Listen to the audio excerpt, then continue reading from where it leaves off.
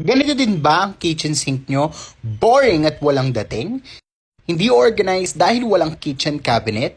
Tara, i-transform natin yan into this. Kitchen cabinet na mura at madaling i-assemble ba ang hanap mo? Perfect na perfect to para sa'yo! Hindi na kailangan gumastos ang mahal at magbayad sa gagawa dahil ikaw mismo kayang-kaya mong i-assemble at ikabit ito. May kasama na itong step-by-step tutorial kung paano or pwede ka namang manood sa YouTube kung gusto mo. At dahil nga bagong lipat kami dito sa bago naming bahay, inuunti-unti naming pagandahin to. Makakasiguro tayo na secure to at hindi babagsak dahil may 4 itong kabitan na lalagyan ng screws para ibarena sa pader nyo.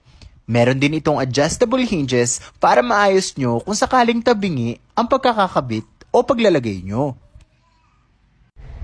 Nung una nga nagdadalawang isip pa akong bilhin to at dahil ang akala ko hindi matibay at hindi maganda, pero mali ako. Kitang-kita nyo naman, bagay na bagay, napaka-aesthetic tignan at super durable.